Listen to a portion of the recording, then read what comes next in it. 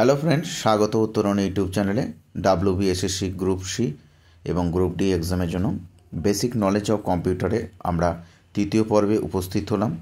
এই তৃতীয় পর্বে আজ আমি আপনাদের জন্য VVI খুবই গুরুত্বপূর্ণ সিলেক্টিভ 13 কোশ্চেন, টপ 13টি প্রশ্ন নিয়ে হাজির হয়েছি। এগুলো নিশ্চিত আপনাদের বিভিন্ন কম্পিটিটিভ এক্সামে জেনারেল অ্যাওয়ারনেস কম্পিউটার বিষয়ে কাজে লাগতে পারে। দেখুন গুরুত্বপূর্ণ প্রশ্নগুলি কী কী। তৃতীয় পর্বের আজকে গুরুত্বপূর্ণ প্রথম প্রশ্নটি হলো MS এক্সেল খোলার সঙ্গে সঙ্গে যে স্ক্রিন দেখা যায় তাকে কি বলে? ওয়ার্কবুক। একটু বন্ধুরা বলে রাখি যে MS এক্সেল কিন্তু 1985-এ মাইক্রোসফট কর্পোরেশন সূচনা করেছিল। সালটা মনে রাখবেন, 1985 মাইক্রোসফট কর্পোরেশন কিন্তু MS এক্সেলকে সূচনা করেছিল। পরবর্তীকালে 1995-এ অফিস 95 প্যাকেজের সাহায্যে সর্বপ্রথম MS এক্সেলের ব্যবহার শুরু করা হয়। এটি মনে রাখবেন কিন্তু বন্ধুরা। চলে এলাম বন্ধুরা দ্বিতীয় নম্বর প্রশ্নে। গুরুত্বপূর্ণ প্রশ্ন, অ্যাক্টিভ সেল কাকে বলা হয়? মনে রাখবেন MS এক্সেলের ওয়ার্কশিটের মধ্যে যে সেলটিকে সিলেক্ট করা হয়, ওয়ার্কশিটের মধ্যে যে সেলটিকে সিলেক্ট করা হয় তাকে অ্যাক্টিভ সেল বলা হয়ে থাকে বন্ধুরা।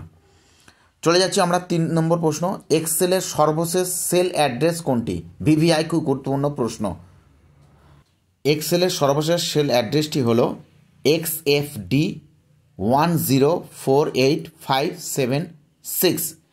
মনে রাখবেন বন্ধুরা, প্রতিটি সেলের একটি নির্দিষ্ট অ্যাড্রেস থাকে। কলাম এবং রজ এর অনুযায়ী সেল অ্যাড্রেস নির্ধারিত হয়। এটা একটু জেনে রাখবেন বন্ধুরা।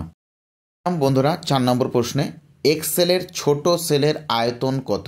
VVI 0.1 থেকে 0.5, এটা একটু কিন্তু মনে রাখবেন। চলে যাচ্ছি 5 নম্বর প্রশ্ন, ওয়ার্কশিটের কলাম সর্বনিম্ন এবং সর্বশেষ সংখ্যা যথাক্রমে কি?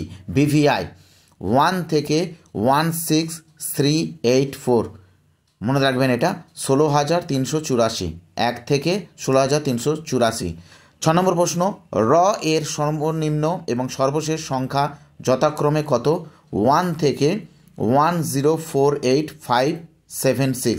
এগুলো কিন্তু একটু মনে রাখবেন, এগুলো একটি খাতায় লিখে রাখবেন। এগুলি কিন্তু পরীক্ষায় আসে মানুষকে পাজল করার জন্য। চলে এলাম বন্ধুরা আমরা পরবর্তী প্রশ্ন 7 নম্বর প্রশ্ন, DOCX ডক্স হলো একটি এক্সটেনশন ফাইল। বলে রাখি MS ওয়ার্ডের ক্ষেত্রে কোনো ডকুমেন্ট সেভ করলে তা ফাইল নেম ডক্স হিসেবে হয় এবং ডক্স হলো একটি এক্সটেনশন ফাইল বন্ধুরা। আমরা পরবর্তী গুরুত্বপূর্ণ প্রশ্ন 8 নম্বর প্রশ্ন, কত সাল থেকে MS ওয়ার্ড প্রথম কার্যতভাবে মানুষ ব্যবহার করতে পারে? 1990 সাল থেকে।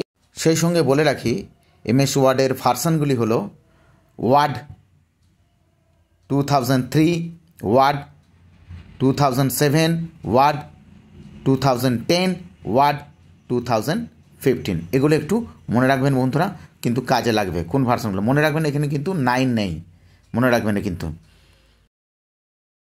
চলে এলাম বন্ধুরা আমরা 10 নম্বর প্রশ্ন, একটি গুরুত্বপূর্ণ প্রশ্ন, কম্পিউটার সায়েন্সের জনককে? মনে রাখবেন অ্যালান টিউরিং। 11 নম্বর প্রশ্ন, কম্পিউটারের টপ প্রসেসর হিসেবে কাকে চিহ্নিত করে?